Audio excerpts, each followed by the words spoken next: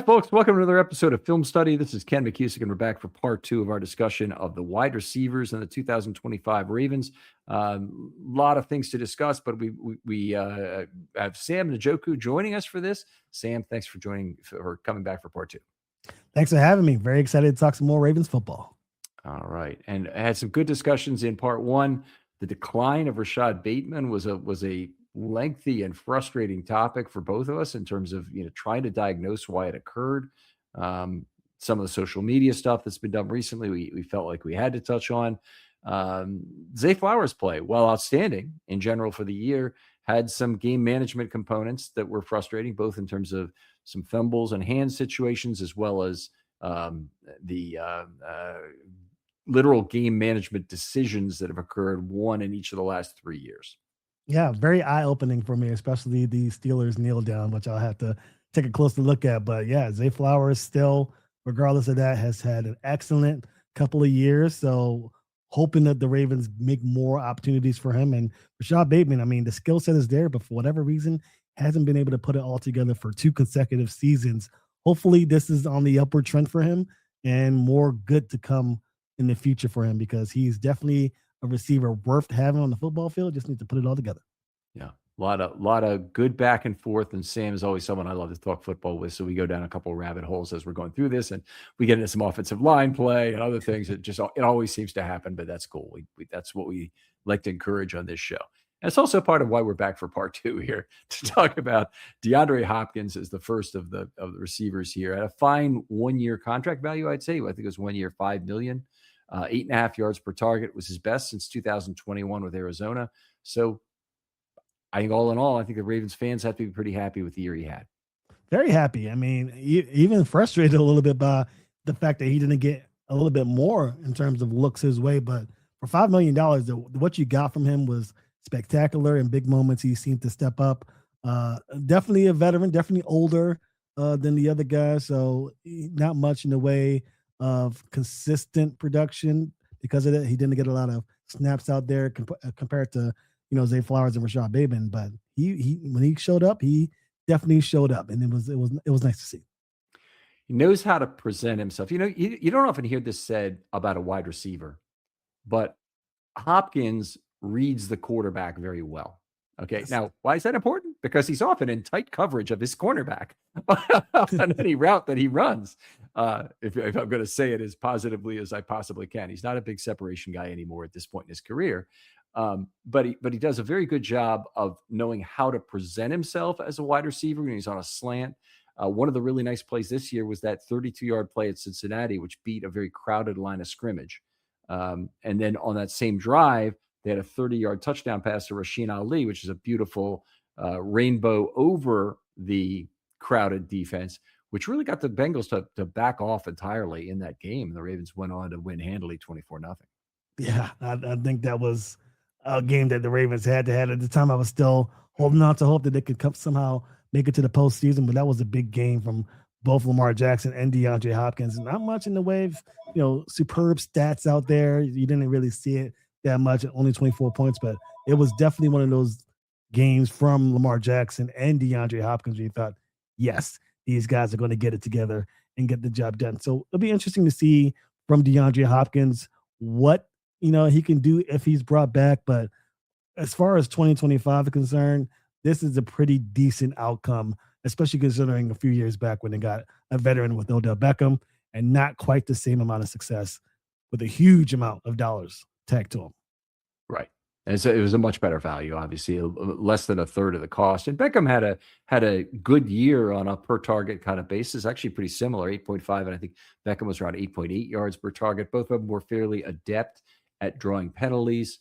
Beckham a little bit more able to get open, I think, still down the field than Hopkins was, but a solid play. I don't think anybody has a real problem with the signing.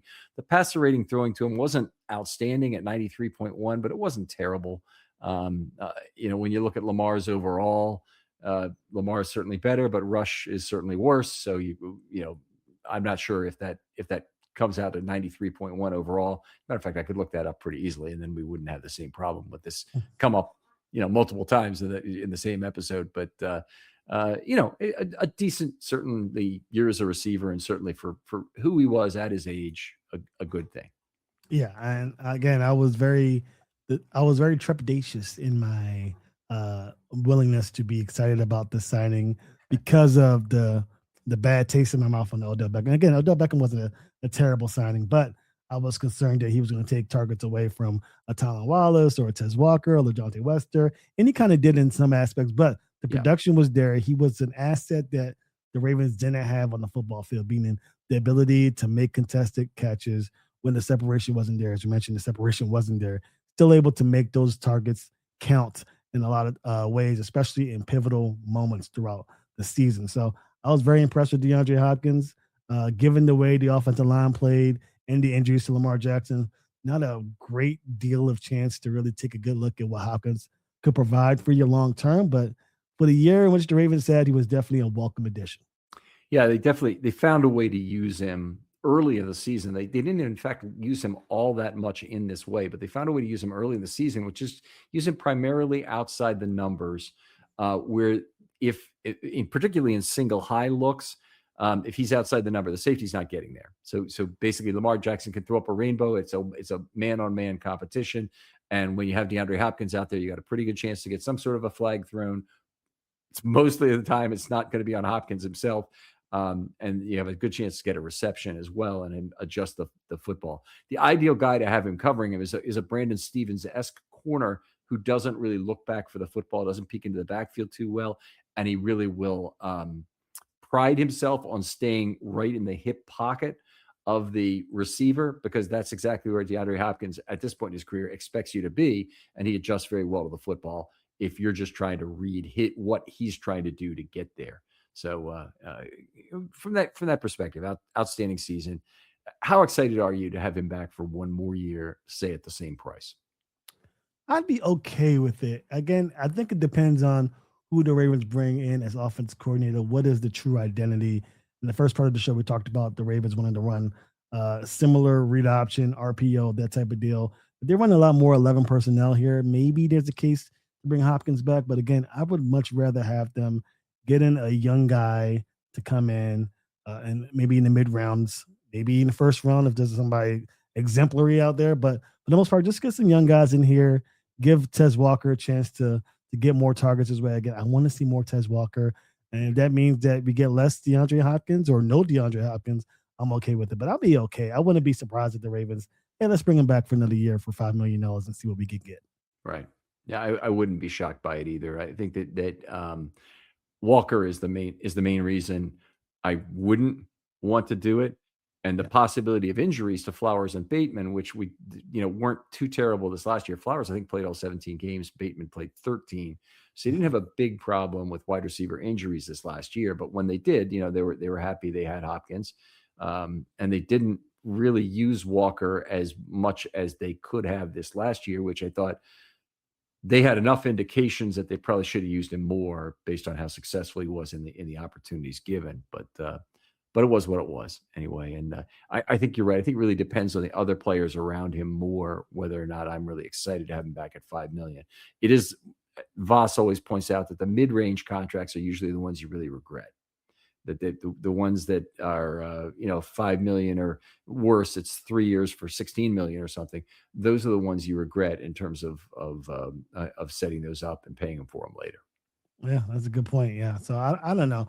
If you had me to choose between keeping him and not keeping him, I'd say probably bring him back, let him be a veteran body here, teach these young guys again another year of him playing and another year of them hopefully fixing some of the problems they had in offense. Hopefully you get a full season of Lamar Jackson and you get to really see what this guy can do. I want to be opposed to it, but again, the young guys are the ones I'm way more excited about this next year. And pairing them up with the new OC, whoever that is, could be, tools for a successful, maybe even exemplary 2026 season. Okay, so I'm going to give you 3 potential outcomes here. You tell me which should be your first, second, and third choice of these.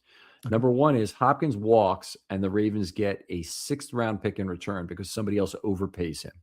Okay, somebody else signs him for 2 years, 20 million or something. It's not going to happen, but I have to give you 3 to give you an alternative choice here. Number two is the Ravens re-sign him for $5 million. Okay. And number three is the Ravens allow him to walk. He isn't signed by anybody else. And the Ravens have him on speed dial to return if they have a problem with injury so they can sign him for a portion of the season. Might not even be responsible for the whole contract.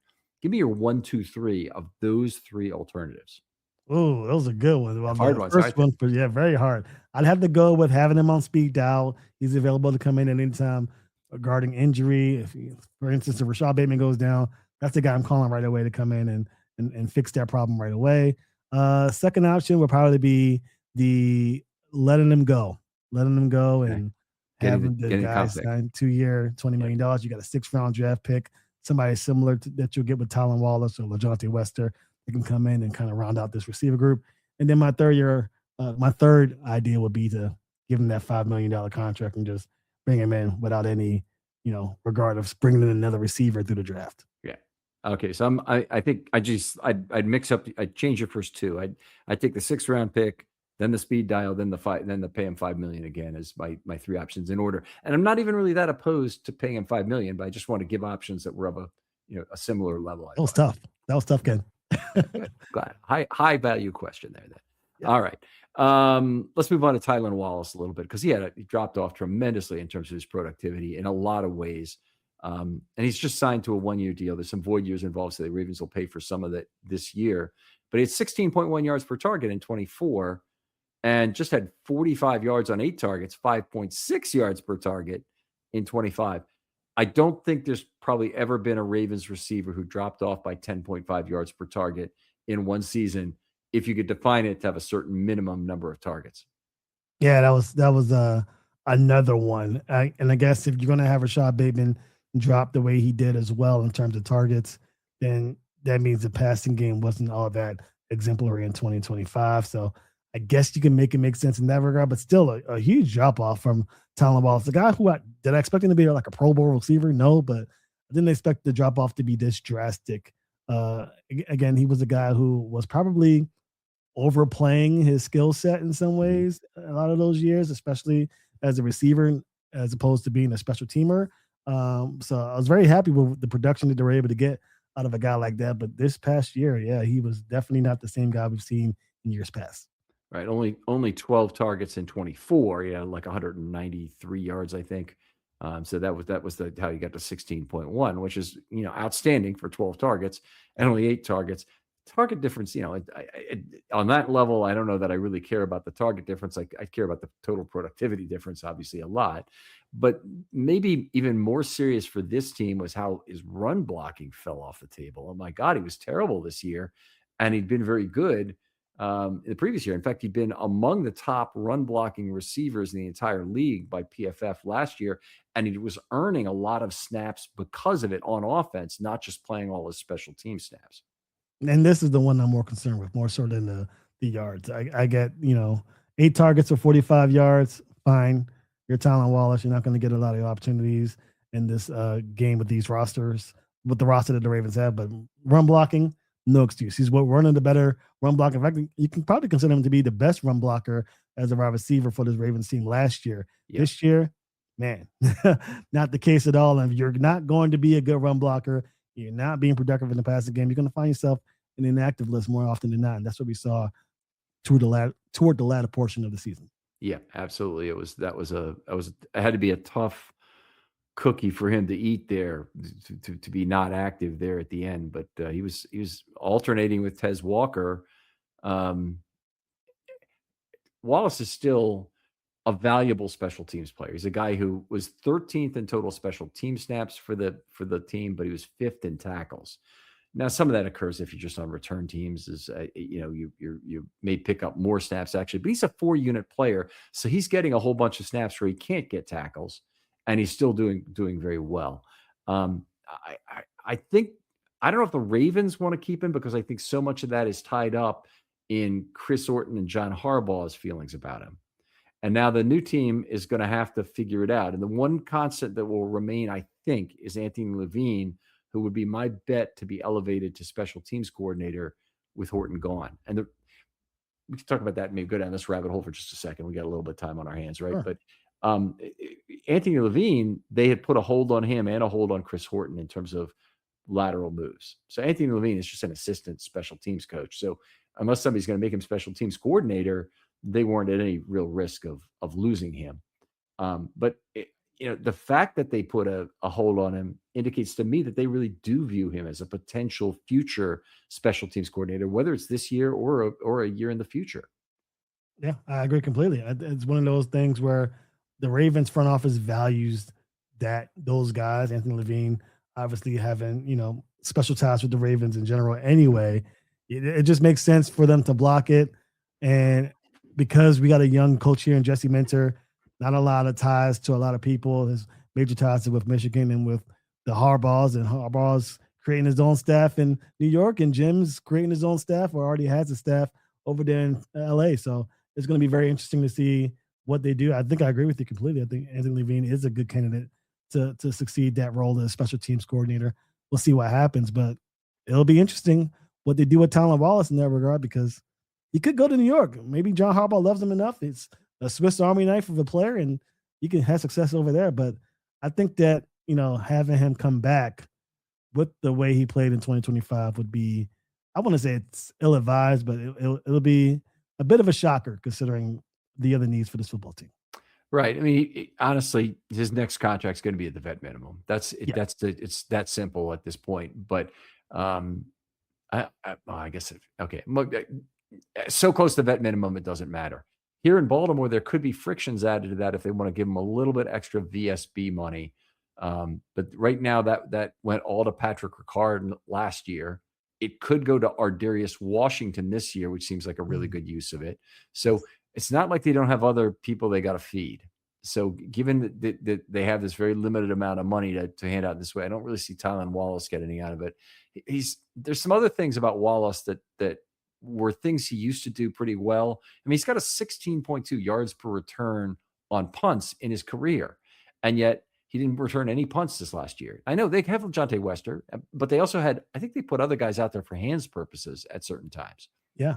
Rashid Ali, I think, and not talking kickoffs now. It's on punt returns, right? On punts, actually. I think they had somebody else out there. I'm trying to remember who it was, but they didn't. Anyway, maybe they had Wester out there every time, but Wallace has had some problems since the notable Rams return in terms of not being able to handle the football comfortably. And for whatever reason, he returned kicks in camp last year. He isn't doing it anymore. He returned punts in camp last year. Yeah, you could tell the Ravens were trying to get a spark somewhere. Tylan Wallace, he's decent returner, as you mentioned, but they were probably searching for a spark. They knew Wester had the goods to return it and return it big. I don't think he did. Hi, folks. The Super Bowl is here, and MyBookie is where you can turn your bets into bankroll. Are you scheduled to go to the Super Bowl party and you don't want to be there? Yeah, I've been to that party too. Managing your portfolio of wagers through the evening can be your ticket through Super Sunday without getting caught up in your brother-in-law's political rhetoric. Whatever your take on the game, MyBookie has both side and prop bets to make your Super Sunday a lot of fun. That's why I use MyBookie. You've probably heard them talked about on Jimmy Kimmel Live for their deep board of prop bets. These bets become some long-lasting memories, including watching Refrigerator Perry score in Super Bowl 20 at 100-1 odds. If there's ever a time to get in, it's right now. One account, one wallet, bet the spread, live bet the second half, hit the casino during commercials. It all lives in one place. Go to mybookie.ag now, use promo code Ravens, and get your first bet covered up to $500. If it doesn't hit, use your bet back bonus token and run it back. Don't just watch the big game, make it pay on MyBookie. Sometimes it can feel like everyone else has it together in their love lives. Whether married, dating, or single, the truth is most of us are still figuring out and finding our way. February is a tough month, whether you're single or married. You may feel pressure with all the talk of flowers, candy, stuffed animals, relationships, and dating. Therapy can help you identify what's dragging on your relationships and find ways to brighten them again. Whether it's for individuals or couples, it's an opportunity to identify what's getting in the way and help remove obstacles to happiness. That's where BetterHelp comes in. BetterHelp has quality therapists who work according to a strict code of conduct and are fully licensed in the United States. BetterHelp does the initial therapist matching work for you so you can focus on your therapy goals. A short questionnaire helps identify your needs and preferences, and their 12 plus years of experience and industry-leading match fulfillment rate means they typically get it right on the first try. If you aren't happy with your match, switch to a different therapist at any time. With over 30,000 therapists, BetterHelp is the world's largest online therapy platform, having served over 6 million people globally, and it works. With an average rating of 4.9 out of 5 stars for a live session based on over 1.7 million client reviews. Sign up and get 10% off at BetterHelp.com. That's BetterHelp.com. This show is sponsored by BetterHelp. Let me tell you about the online cannabis company that's changing the game, Mood.com. They created an entirely line of functional gummies, 100% federally legal THC blends, discreetly delivered right to your doorstep. And here's the best part. You can get 20% off your first order at Mood.com with the promo code RAVENS. Now, I've tried a bunch of their gummies myself. Each one's totally unique. The Sleepy Time gummies knock me out right away. They help me unwind fast, leave me refreshed the next morning. The Epic Euphoria gummies, they're perfect for when your day just isn't going the way you want it to go. What makes Mood special is how they pair the THC with natural herbs and adaptogens. You won't find blends like this at any local shop. They've got gummies designed for focus, relaxation, clarity, even energy, all made from cannabis grown on small, family-owned American farms. No pesticides, no shortcuts, just high-quality weed you can trust. Plus, Mood backs everything with a 100-day satisfaction guarantee. So head on over to Mood.com, check out their amazing selection, and don't forget to use the promo code RAVENS at checkout to save 20% off your first order. This episode is sponsored by Kalshi, the largest prediction market in the United States. Kalshi lets you trade on real-world events, peer-to-peer, instead of playing against a sports book. Kalshi is available across the country, including California and Texas, and it's a really fun way to put your predictions to the test. So here's how it works. You buy a yes contract if you think something will happen, or a no contract if you think it won't. So if you've got an opinion this weekend, like will the Seahawks win the big game this year, you can choose yes or no and trade on it. And you're trading with other users similar to buying and selling stocks. You can jump in and out of your position at any time to lock in a profit or cut your losses. Kalshi also offers combo trades where you can connect multiple predictions across different events to increase your potential payout. In short, Kalshi is where you put your money to where your prediction is. So download the Kalshi app and use the promo code SB60. When you deposit $10 and make a trade, you get your $10 back. That's promo code SB60 on Kalshi. I think he had a couple of instances where he was able to do something pretty special, but for the most part, I think, that spells to where the Ravens probably see Tylan Wallace at this portion of his career, especially considering all the other stuff on the offensive side of the ball with the run blocking. So we'll see. All right. Let's move on. It's be interesting to see what happens with Tylan. Tez Walker, in a sense, I thought this was kind of a breakout year for Tez Walker on a very, very small level. Now, he only had 8 targets, but he did even better than Wallace, who'd set the franchise record for 5+ targets anyway. He had 8 targets for 17.0 yards per target. This is amazing. A 27.0 ADOT for the year. That's 27 yards beyond the line of scrimmage, is his average depth of target. They threw deep to him. Some of them were completed, and they threw a couple of balls where I thought one of them, the ball was underthrown. It was the reason why it was pride free. That was that one against Cincinnati, that Dax Hill pride free. He was 6 yards beyond Hill probably on the play. Ball was badly underthrown by Jackson, and Hill was able to catch up as Wallace caught the ball, and then Hill pried it free as he hit the ground in the kind of play that would probably annoy McDermott, who's now trying to talk about what a catch is. If he had to rewatch that, well, here, why don't you rewatch this play? Exactly. But man, to your point, Tez Walker is probably the player I'm most excited about out of every single player on this roster, really, as far as potential is concerned, because when he gets the balls in his hand, he is just a phenomenal football player. He's scoring touchdowns. He's making passes deep, as you can see, by 17 yards per target. He's just too good of a player to not have on the football field. Now, a lot of his abilities, at least what we've seen from him, requires that the offensive line holds the line long enough for Lamar Jackson to make that throw. But if given an opportunity, Tez Walker has shown time and time again that he's, spectacular. Is he going to be the next Randy Moss? Probably not, but he definitely has a skill set. Talk about Zay Flowers with the intermediate, the deep route, all Tez, all the time, and he needs to make sure he's on the football field in 2026 more often than he was these last 2 seasons. Yeah, could definitely have some X opportunities there too. It's where he's got a lot of space budget to work with, and 7, 8, 9 are all in play. Yeah. The thing he needs to make sure, and I thought he made great strides on it this year, and they could have used him more for that, is the comeback routes have to be a big part of his game, because you have to be able to you have to have 2 things to sell in order to get the cornerback to buy the wrong thing. Yeah, exactly. Yeah. 1000%. His route running was what we were concerned with when he was first drafted. Definitely improved upon that regard, but yeah, the comeback route will be perfect. So the double move is there, and then he becomes a lethal weapon for Lamar Jackson.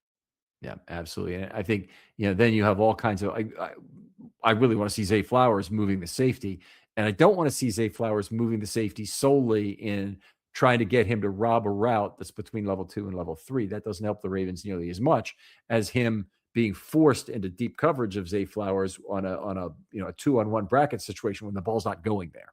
Yeah. That's what I really want to have. Say with Walker, he could draw some of that safety attention in the same way, because he's too fast for receivers. You get to the leave and even moment, and Jackson, is fairly adept at throwing a ball under those circumstances.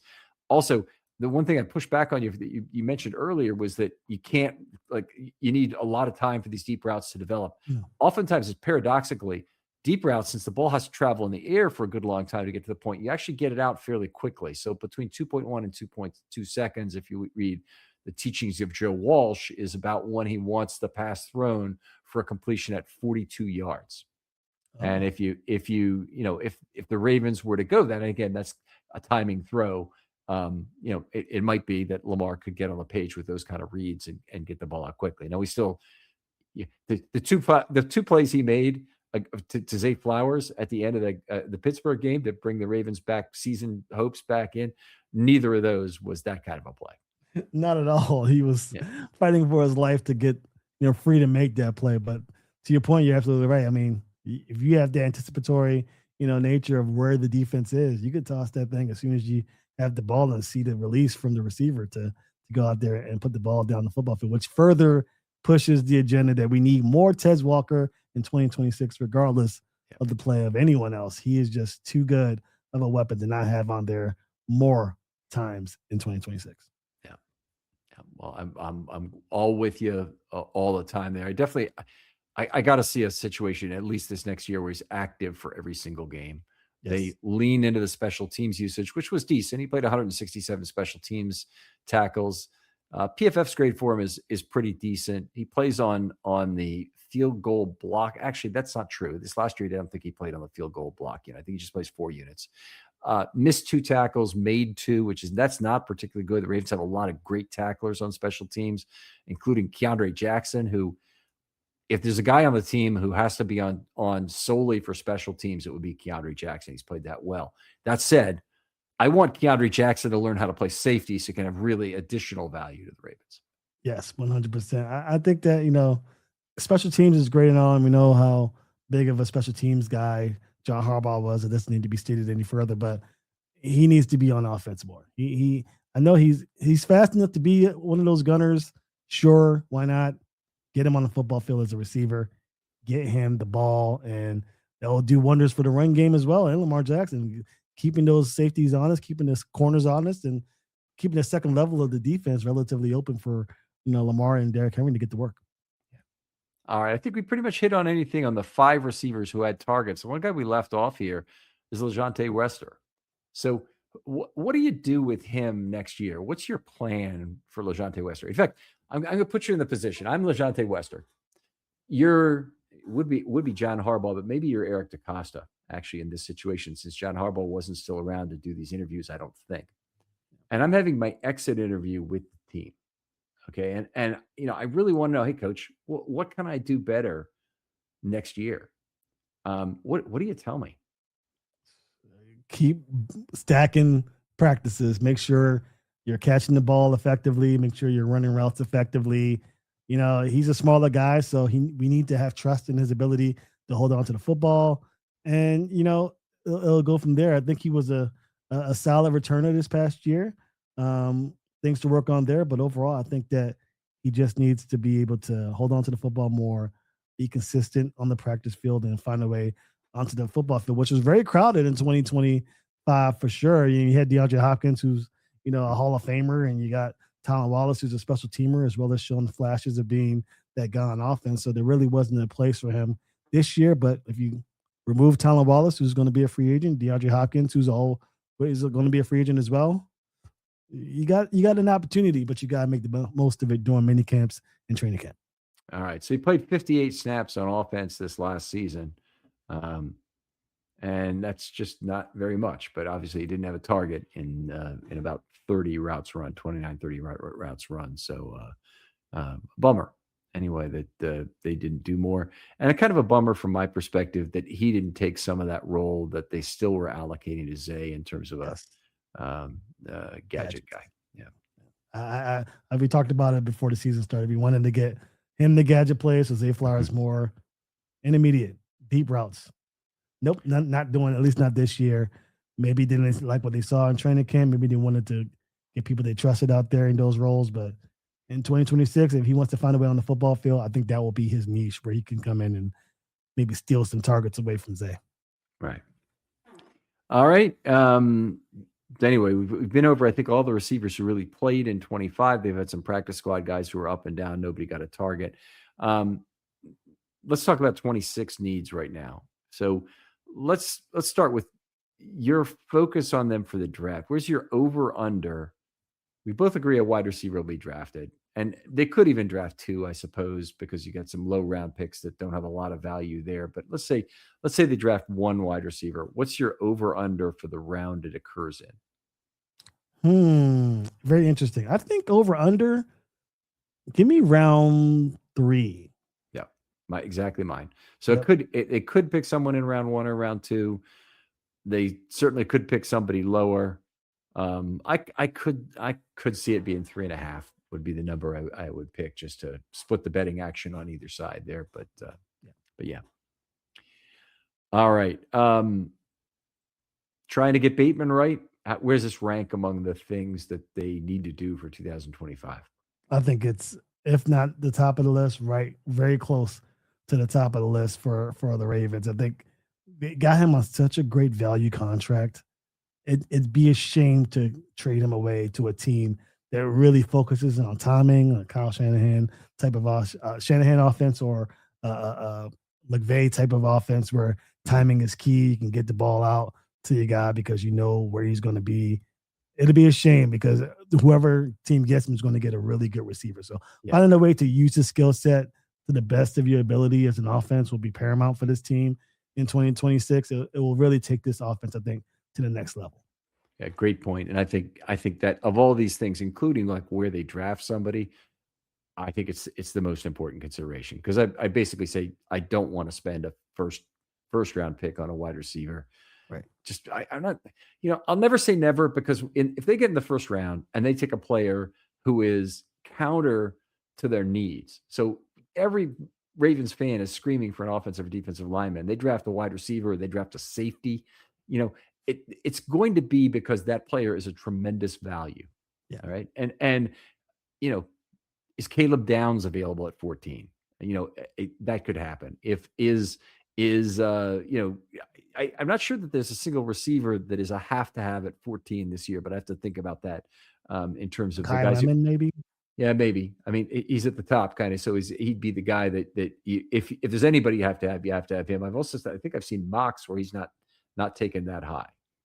So anyway, he's a phenomenal receiver. Yeah. If he's available at 14, you want him. You got to take him. You got to take him. Woods, Woods is up there along with Lemon. You're taking Lemon over Woods. Yeah. Okay. I'm taking Lemon. All right, fair enough. Okay. Bigger role for Tez Walker. We both agree on. I'm not sure how much impact it's going to have on the 26 Ravens, but we both agree that it's important. As you compare that to Rashod Bateman getting another 40 targets, though, it's a different kind of a.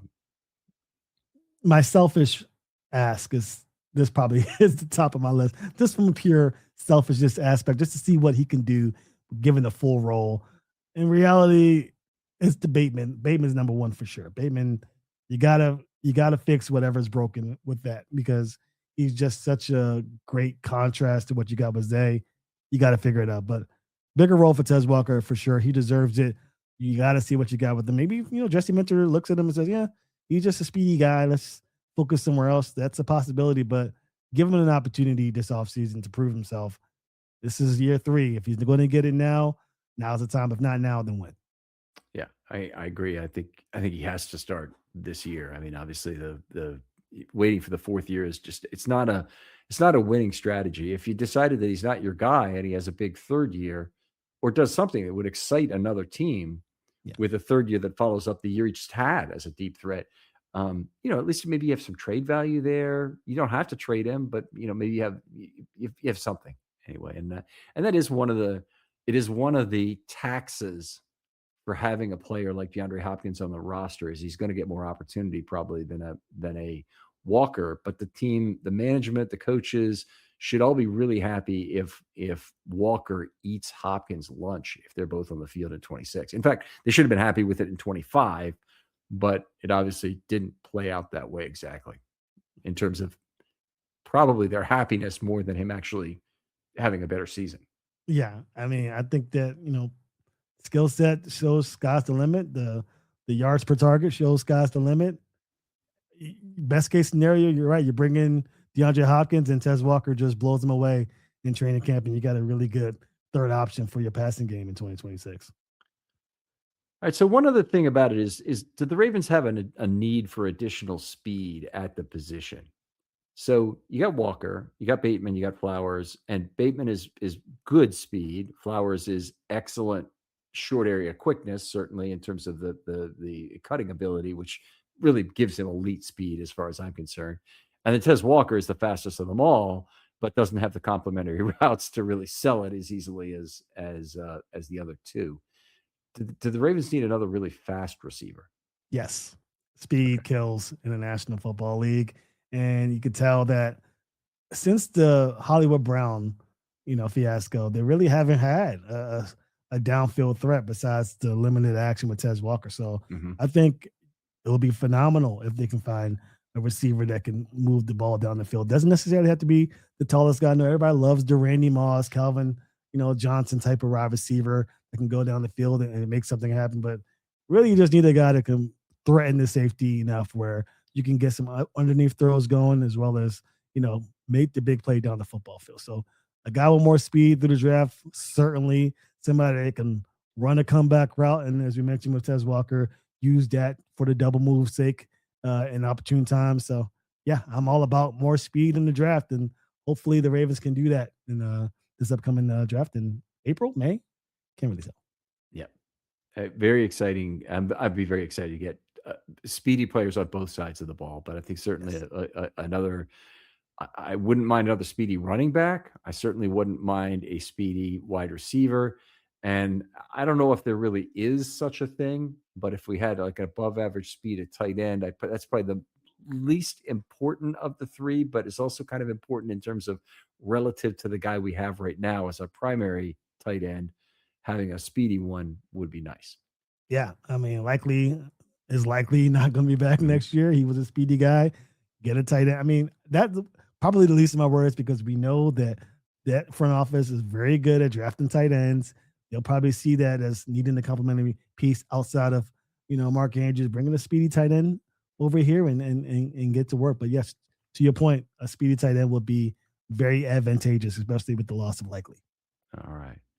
All right, Sam, just a pleasure talking football with you always. I think we'll call it here. A good review, I think, of the wide receiver group. Tell folks where they can talk football with you online or where they can find your work otherwise. Yeah, you can find me on Twitter, TikTok, and Instagram at Ravens Talk Podcast, talking Ravens football as we get more information on who the new coaches are coming in to support Jesse Minter. You can also find my work on YouTube, wherever you get your podcasts, every week as we get ready for free agency and the draft. You can also find me on the Locked On Ravens Squad show with Kevin Ostreicher and Super Bowl champion Kadri Ismail. We talk Ravens football twice a week, Mondays and Wednesdays at 7:30 p.m. All right. Outstanding, Sam. Other folks out there, thanks so much for your very loyal listening. We really appreciate it. Obviously, been kind of a tough season for the Ravens, but really appreciate the way you guys stick with the show. And I'm always amazed at how much you guys remember about what we converse about on this show, which is terrific. And to that end, I hope people will tune in for the draft this year, not just the draft coverage, which we're going to have a lot of, but also the draft show, which we get a number of hours of a watch party that's highly interactive. And I think Sam has been a part of it in the past, will probably be a part of it this year again, unless you have other commitments. Oh, I can't wait. I broke into a smile as soon as you mentioned it. It's my favorite time of the year, talking football for 12 straight hours, seems like on day 3. And let's get this party started. Lots of fun. All right, Sam. Thanks for coming on. And we'll talk to you next time on Film Study.